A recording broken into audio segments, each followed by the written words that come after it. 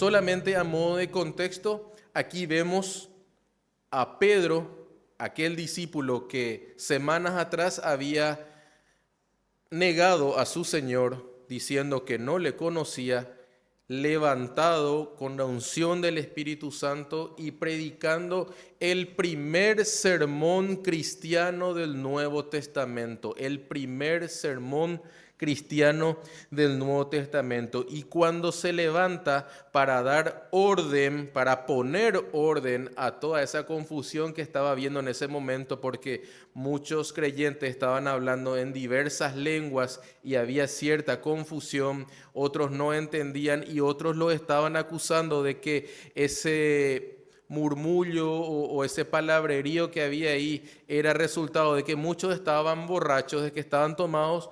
Pedro, con toda autoridad apostólica y con la autoridad del Espíritu Santo, y nos hacemos la idea, se levanta, se sube en un lugar más alto y le dice: judíos, hermanos, varones, esto que les voy a decir es algo muy serio. Presten atención, les voy a explicar qué es lo que está aconteciendo. Entonces, ¿cuál heraldo, es decir, un mensajero del rey? Él va a decir: este es el mensaje del rey que ustedes necesitan escuchar en este momento. Y ese es el título de este sermón: el mensaje del rey, características de una predicación bíblica. Para lo cual debo reconocer que me basé e hice un resumen y paráfrasis personal de un capítulo de un libro titulado Un obrero que no tiene de qué avergonzarse. Es el capítulo 1 que se denomina Pedro predicó en Pentecostés, por el doctor y pastor Samuel Waldron.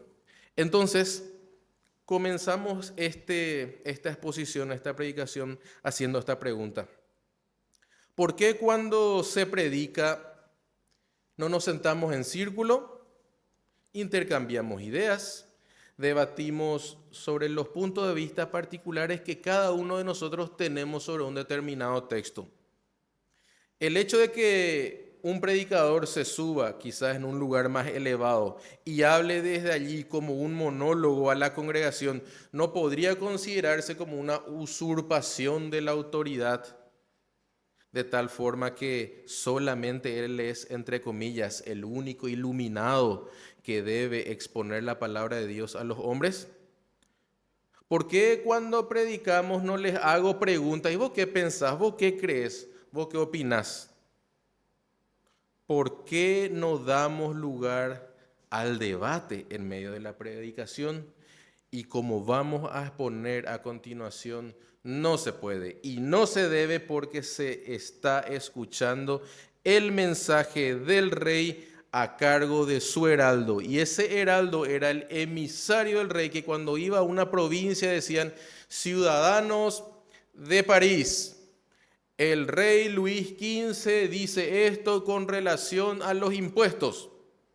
Escuchen cómo se procederá a continuación. Y en ese momento todos los ciudadanos debían prestar atención a lo que este vocero del rey, a lo que este heraldo debía decir. Entonces, en la explicación que veremos a continuación, vemos los principios y las directrices, además de las prácticas que debemos tener en cuenta a la hora de la exposición bíblica.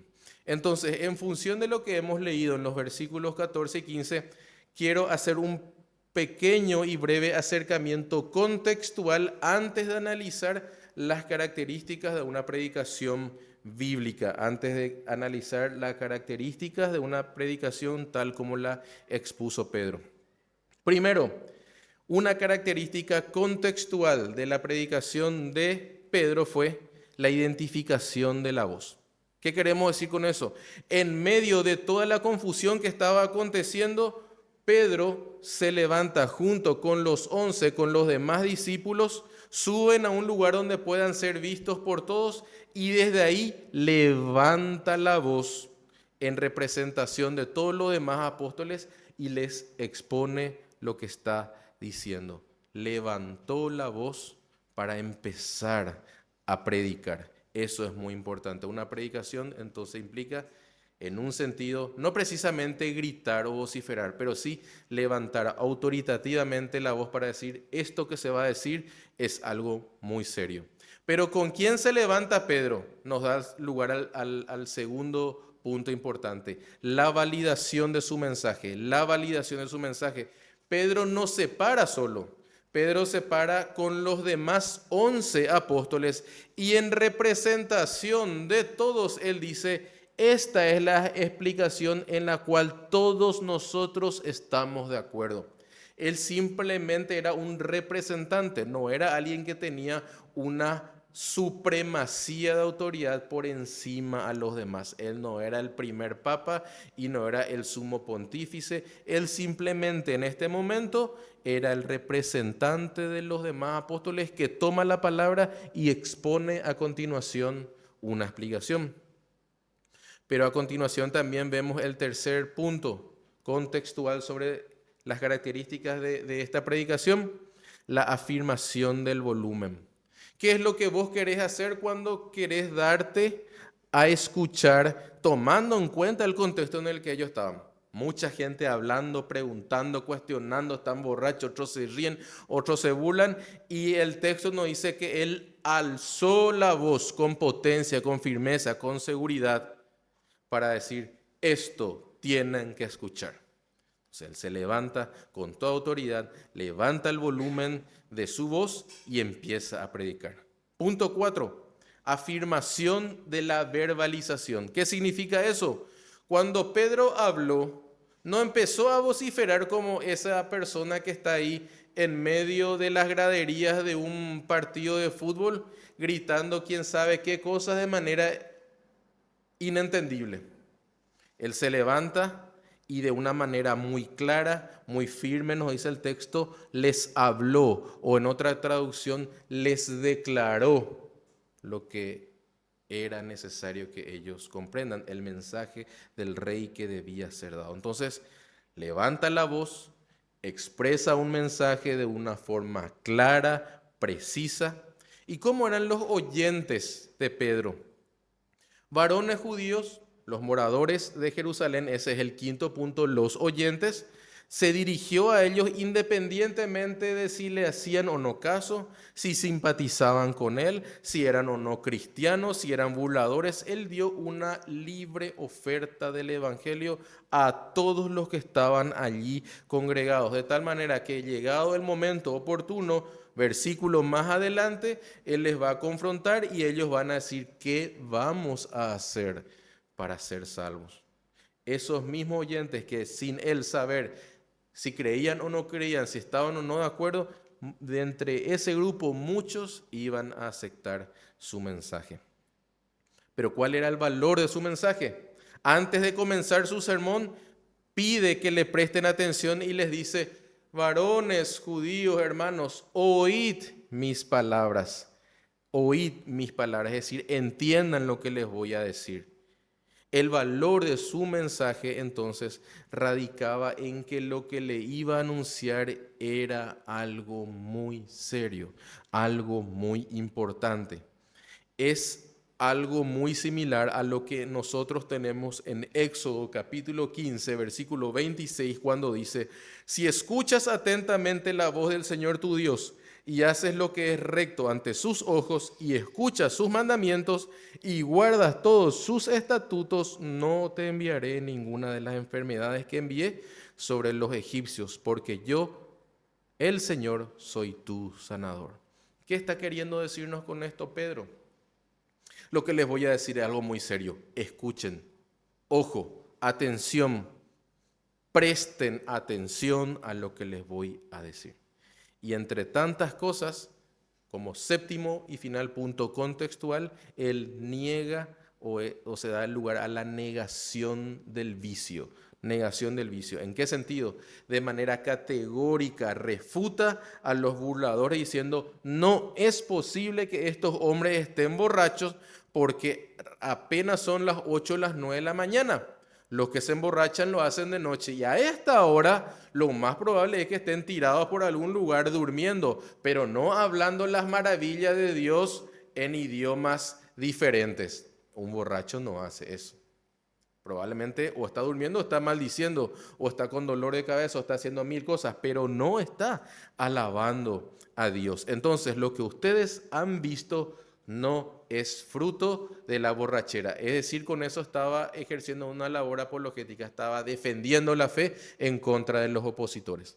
Entonces, a la luz de este contexto cultural, histórico, de la predicación inicial de Pedro, tenemos que preguntarnos entonces, ¿cuáles son las características de una verdadera predicación? Y debemos decir, antes de dar 10 características de una verdadera predicación, según nosotros vemos en este texto, es que el primer acto, por decirlo así, realizado por la nueva iglesia, donde comienza el cristianismo propiamente en el Nuevo Testamento, posterior a Pentecostés, porque ahí se inicia, pero acto seguido, posterior a Pentecostés, ¿qué es lo que ocurre? Se predica. Lo primero que ocurre posterior al Pentecostés, al derramamiento del Espíritu Santo, es que Pedro se pone en pie y empieza a predicar. ¿Cuál fue la característica de esta primera predicación que dio lugar al nacimiento de la iglesia cristiana? ¿Y cuál debería ser, a la luz de eso, las características de una predicación que debe nutrir, alimentar, confrontar y desafiar a la iglesia de la actualidad?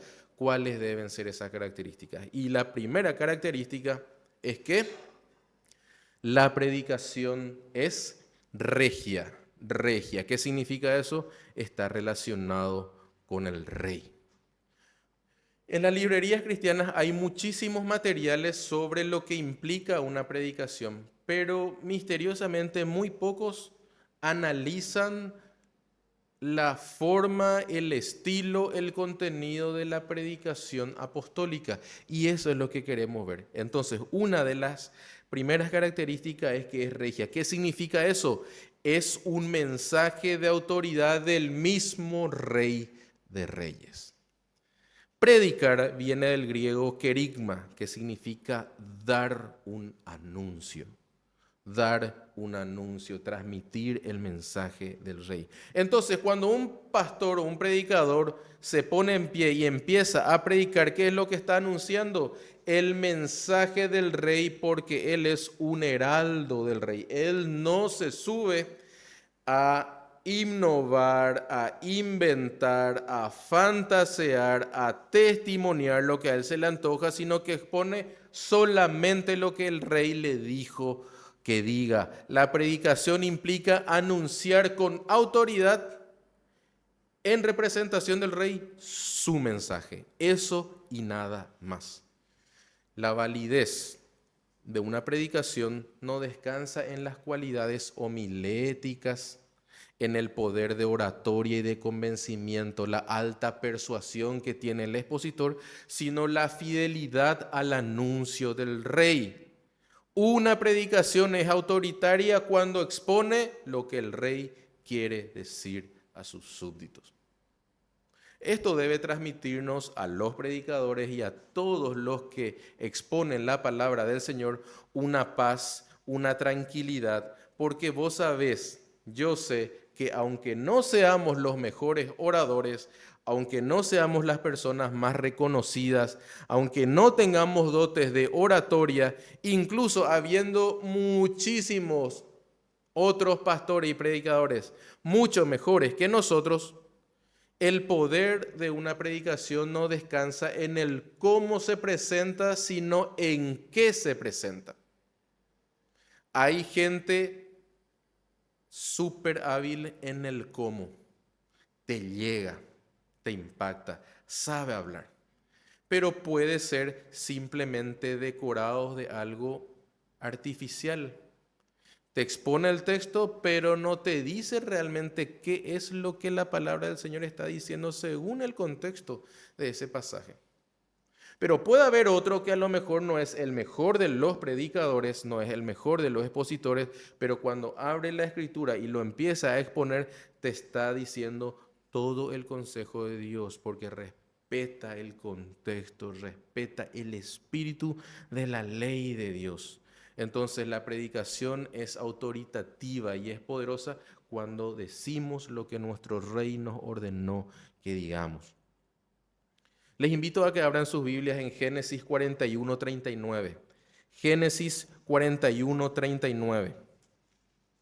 Y vamos a leer hasta el versículo 43. Génesis 41, versículos 39 al 43.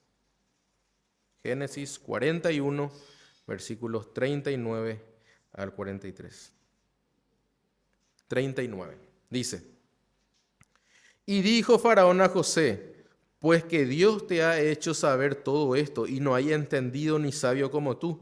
Tú estarás sobre mi casa, y por tu palabra se gobernará todo mi pueblo. Solamente en el trono seré yo mayor que tú. Dijo además Faraón a José: He aquí yo te he puesto sobre él toda la tierra de Egipto. Entonces Faraón quitó su anillo de su mano y lo puso en la mano de José y lo hizo vestir de ropas de lino finísimo y puso un collar de oro en su cuello y lo hizo subir en su segundo carro y pregonaron delante de él: Doblad la rodilla, y lo puso sobre toda la tierra de Egipto. ¿Saben qué? Eso es la predicación. Proclamar delante del carro del rey: doblen rodilla, háganle caso, obedezcan las órdenes del rey. La verdadera predicación es tener el anillo del rey, es decir, tener y contar con la autoridad del soberano para decir: hagan esto que el Supremo les dice que deben hacer.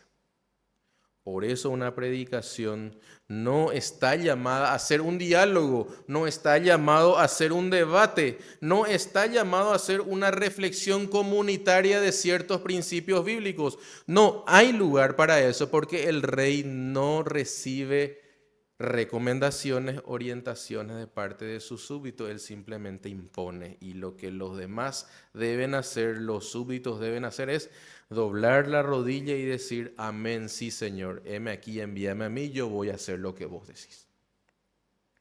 Entonces, la predicación es dar a entender a los oyentes por la palabra del heraldo lo que el rey quiere decir y cómo gobernar a su pueblo.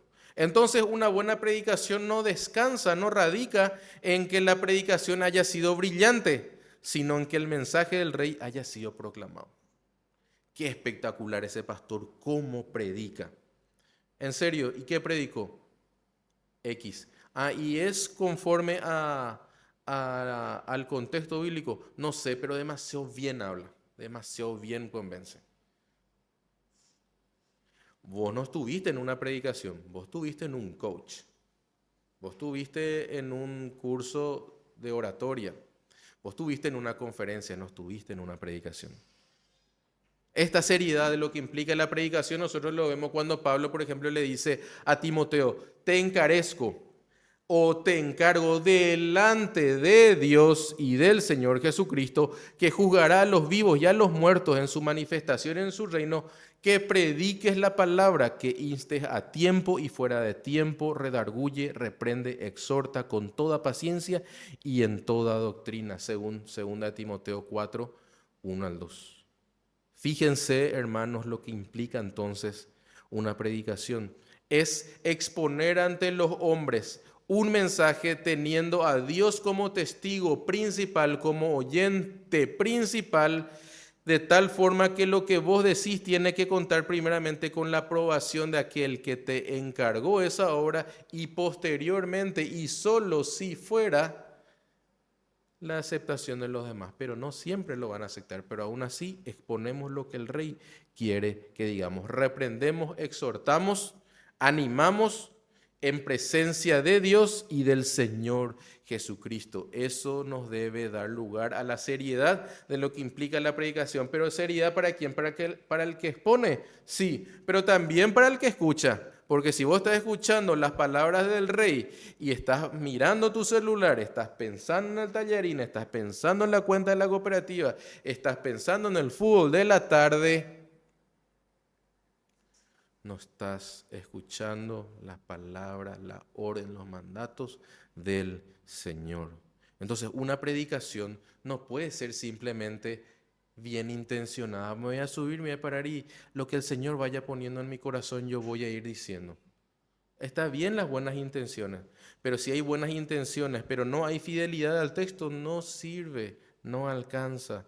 Nosotros somos heraldos, pastores, encomendados por el Señor para exponer con fidelidad y seriedad su mensaje. Eso nos tiene que hacer a nosotros temblar y a ustedes también temblar, porque si están en una iglesia con una predicación fiel, también fiel debe ser su compromiso con ese mensaje. Entonces, la primera característica de una predicación es que es regia, es decir, es el mensaje de un rey. Segunda característica de una predicación bíblica es verbal. Es verbal. ¿Se recuerdan de esa frase atribuida a San Francisco de Asís que decía, predica en todo tiempo y si puedes, habla? Y en un sentido es agradable a los oídos y suena bastante bien, pero lo que hace que una verdadera predicación sea una predicación conforme a la voluntad de Dios es que transmite palabras, que a través de esas palabras estas se constituyan en un canal de transmisión de ideas, de pensamientos, de órdenes de Dios. ¿Qué le dijo Pedro a sus oyentes? Oíd mis palabras, oíd mis palabras. No dijo, ved mi ejemplo, sino él dijo, escuchen mis palabras. Ciertamente, alguien que predica, y todos nosotros debemos ser predicadores en términos de exponer el mensaje del Evangelio a toda criatura, de todos se nos requiere que respaldemos nuestra predicación con una vida santa. Pero que vos tengas el mejor testimonio no es por sí mismo, ni en sí mismo una predicación. La predicación se vale de palabras para que los hombres entiendan lo que el rey manda. Si no hablas, no predicas. Entonces, la predicación debe ser regia, debe ser verbal. Y la predicación, como tercer punto, debe ser monologal. Monologal, ¿qué significa eso? Debe ser la exposición de un mensaje de una persona. Nosotros hemos escuchado muchas veces un monólogo. ¿Qué es un monólogo? Alguien que está hablando, una sola persona. Mono viene de uno y logo de hablar. Cuando el heraldo del rey habla, todos deben escuchar, no se debate, no se cuestiona, no se discute. Es un monólogo, solo uno habla. La predicación no es, ni debe ser, un diálogo. No es hablar entre nosotros. ¿Por qué? Porque cuando el heraldo habla en representación del rey, no hay espacio para puntos de vista particulares. Qué interesante, porque Pedro, mejor dicho, en este momento no dijo, hermanos varones galileos o judíos que estamos aquí presentes, ¿qué les parece si hacemos una ronda aquí de debate y analizamos los puntos de vista que tiene cada uno sobre qué es lo que está aconteciendo aquí con los judíos? Porque yo creo que si están hablando todos en lengua es a lo mejor por el Espíritu Santo, pero algunos creen que están borrachos. No, seguramente otros piensan que está en una situación de éxtasis. Vamos a sentarnos y analicemos y evaluemos juntos comunitariamente los diversos puntos de vista sobre lo que está aconteciendo. Eso no dijo Pedro. ¿Qué fue lo que él dijo? Oíd mis palabras. Escuchen, no hay lugar para sus opiniones. La predicación entonces es proclamación. No es debate, es proclamación. Punto 4. La predicación es fundamental, fundamental. Después de haber dejado claro que la predicación no es un diálogo, un debate, es necesario que hagamos una aclaración. ¿Qué pasó cuando Pedro predicó todo aquí en Hechos capítulo 2? Y al final de su predicación dice que algunos se acercan y le preguntan, ¿qué pues debemos hacer para ser salvos? En el versículo 37. Hay un lugar para preguntas, respuestas, comentarios, y si en algún sentido lo queremos. ¿Hay cierto lugar para el debate? Sí, posterior a la entrega del mensaje.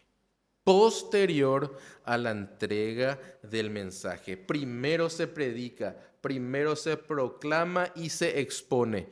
Y cuando se termina esa exposición, si alguien viene junto al predicador y le dice, ¿qué pues debo hacer para ser salvo? O, pastor, no entendí este punto. ¿Estás seguro que esto fue lo que quisiste decir o yo estoy malinterpretando? Todo eso es válido y les diría que es necesario, pero a posteriori, no durante, después. Entonces, el diálogo en sí no es malo, es necesario aclarar dudas, responder preguntas, pero después de la entrega del mensaje por medio de un heraldo del rey. Punto quinto, la predicación es bíblica. Si nosotros analizamos, y lo vamos a analizar los siguientes domingos, cuando Pedro se para, pide atención, que escuchen su palabra y empieza a explicar qué es aquello en lo cual él se refugia, a qué él recurre, a su conocimiento de la Escritura. Para decirle a los hombres, estos no están borrachos, estos no están en éxtasis. ¿A qué apela él? A la profecía del profeta Joel en el capítulo 2, versículo 28 al 32, donde se explica lo que iba a ser el descenso de la promesa de Dios, el Espíritu Santo viviendo y morando en medio de los creyentes. Luego relacionó el Salmos 16 con la pasión y la muerte de Cristo en los versículos 25 al 32. ¿Qué es lo que queremos decir con esto? Si vas a ser un heraldo del rey, vos tenés que conocer el mensaje del rey. No podés presuponer lo que él quiere decir o lo que se antoja decir o editar lo que a vos te parece que debe ser editado. Porque muchos están recurriendo a eso hoy en día. En el liberalismo teológico se está diciendo, sí, dice así, pero en realidad lo que se quiso decir fue esto. Nosotros no editamos ni mejoramos el mensaje, nosotros lo único que hacemos es ir a la Escritura, a la ley y al testimonio, y si no van a la ley y al testimonio es porque siguen oscurecidos, es porque siguen confusos. Por eso es que toda predicación debe ser expositiva. Y cuando decimos positiva, puede ser consecutiva, como lo que estamos haciendo ahora, verso tras verso, o puede ser temático. Hoy vamos a hablar de X tema, pero cuando hables de ese tema, que respete el contexto en el pasaje en que se encuentra y no simplemente para afirmar lo que vos querés decir.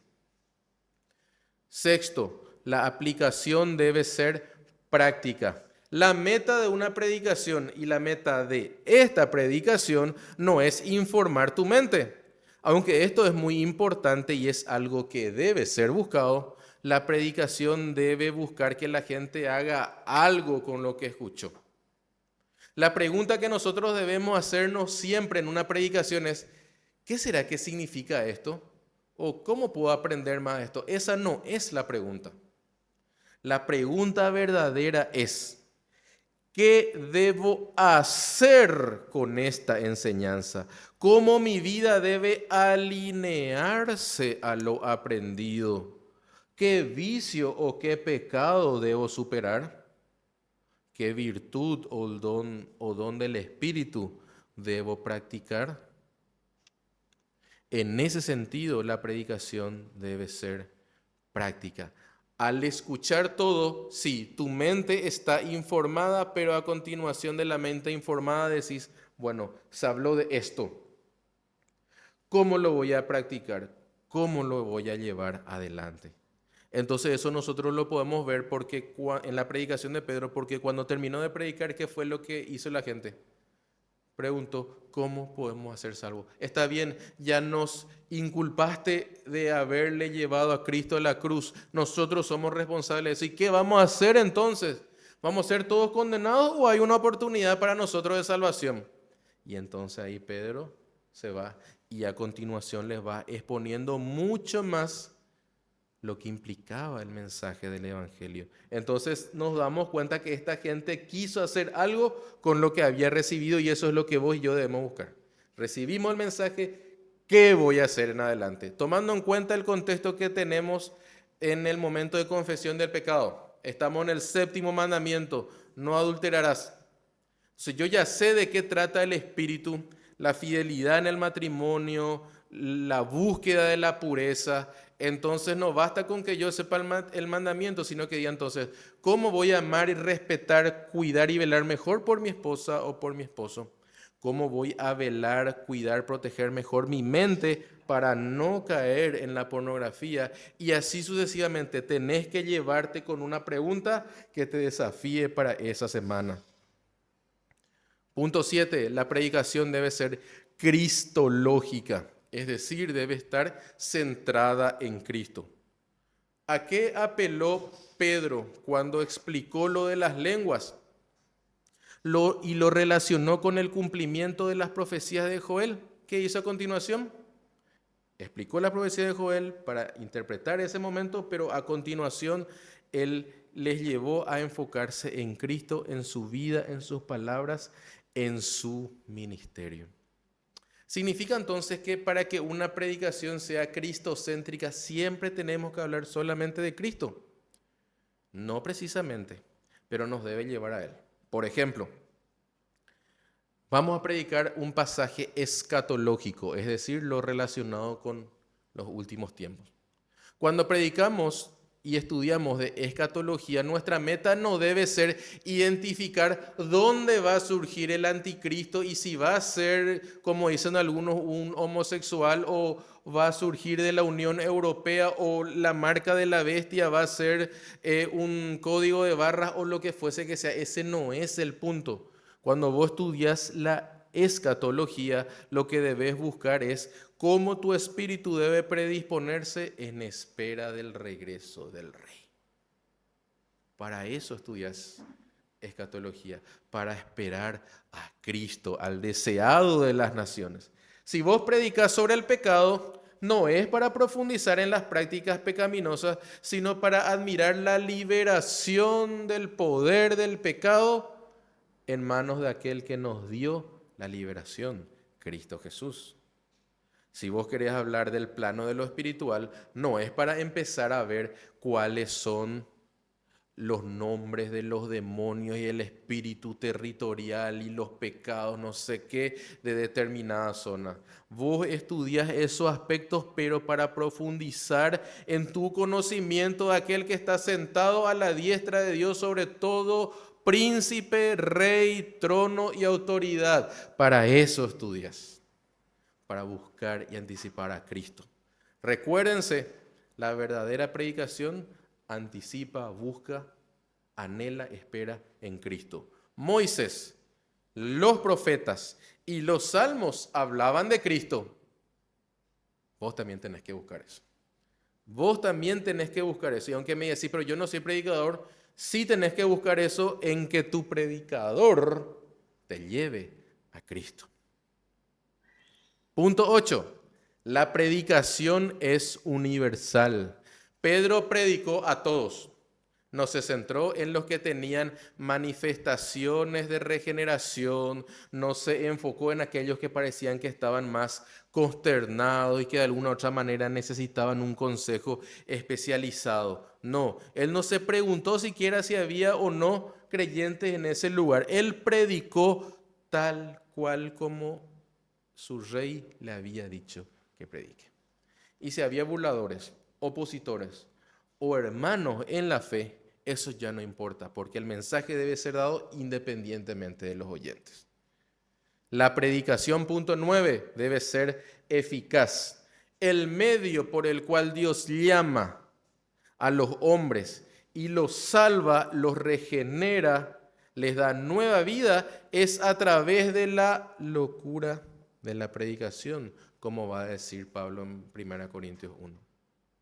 Por más que hoy se minimice la importancia de la predicación, y eso se manifiesta porque, por ejemplo, estamos viendo cada vez más predicaciones de 15, de 20 minutos, que parecieran ser más bien reflexiones de la palabra y no anuncios del rey, por más de que la predicación cada vez tenga menos valor e incluso en muchas iglesias, nosotros sabemos que posterior a la predicación de Pedro, 3.000 personas fueron salvas.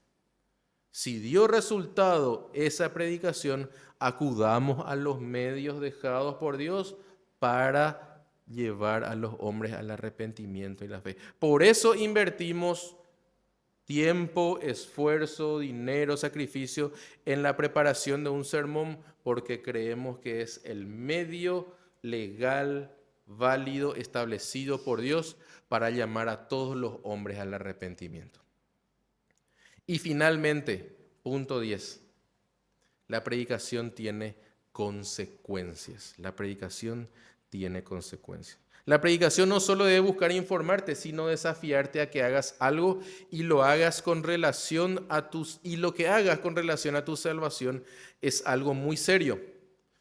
Lo que hagas con relación a tu salvación o te salvará o aumentará tu condenación. Cuando vos escuchás un mensaje, vos sos consciente de que no debes ser la misma persona una vez que tu conciencia fue bien informada. Vos podés alegar que hay pecados que cometés por ignorancia, podrías alegar, aunque eso no te exime de culpa y pena ciertamente, pero podrías alegar cierta ignorancia. Pero si ahora se te predica algo y ahora decís, eso había sido, significa, y acto seguido, esto es lo que debo hacer, entonces ya no pongas más como excusa simplemente que no sabes. ¿Cuántas veces hemos escuchado y hemos dicho, gracias a Dios porque estamos en una iglesia con una doctrina sana? Bueno, si la iglesia en la que estamos es una iglesia de doctrina sana, también se espera prácticas sanas, conductas sanas, pensamientos sanos, palabras santas, relacionamientos santos, porque tenemos una doctrina que nos exige eso.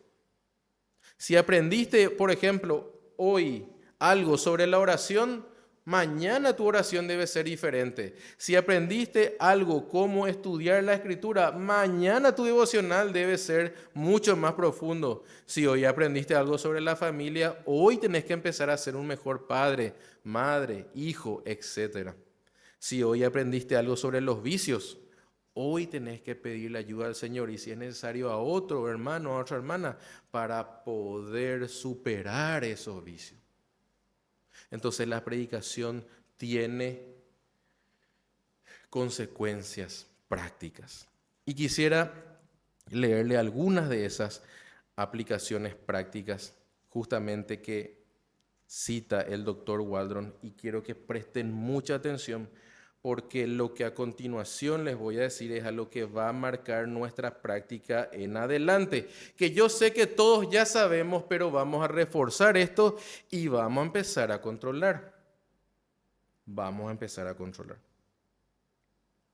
Debemos tomar la determinación entonces de que cuando vengamos vamos a escuchar correctamente la palabra de Dios, es decir, vamos a ponerlo por obra.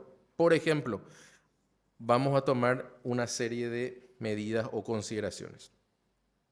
Entrenemos a nuestros hijos para que no sean una distracción en el culto. Y ahí me incluyo yo, tengo hijos pequeños. Vamos a entrenarles a que no sean una distracción en el culto. Nuestros hijos necesitan saber que durante la predicación está ocurriendo algo trascendental y que esto es más importante que sus deseos egoístas de jugar con el autito, con las muñecas, con lo que fuese que sea. Nos esforzaremos por minimizar cualquier cosa que pueda distraernos. Andate al baño antes de la predicación. Nos aseguraremos de que nuestros hijos tengan todas sus necesidades satisfechas antes de la predicación de la palabra de Dios. No entraremos ni saldremos innecesariamente durante la predicación de la palabra de Dios.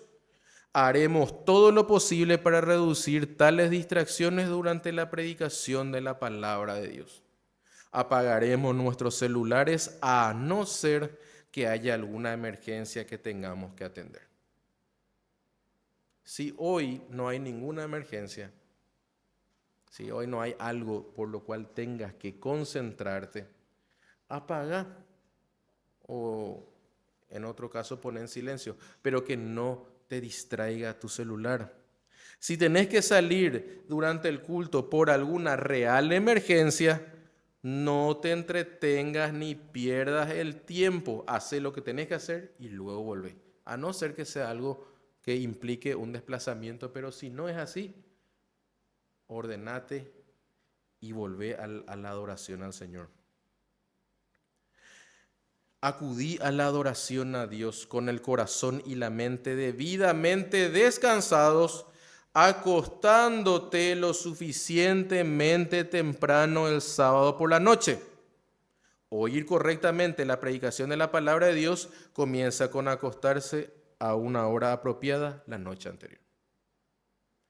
Hoy es sábado, serie de Netflix del capítulo 1 al 18. Comienzo a las 9 de la noche hasta las 3 de la mañana. No, señor, no, señora. Eso tiene su tiempo, tiene su lugar, pero el sábado ya anticipate y descansa a tiempo para que cuando vengas el domingo no estés bostezando y metiendo 2, 3 moscas en tu boca por estar bostezando. Tenés que estar atento. El rey está hablando a través de su mensajero, a través de su heraldo, y no hay lugar para que vos te desconcentres.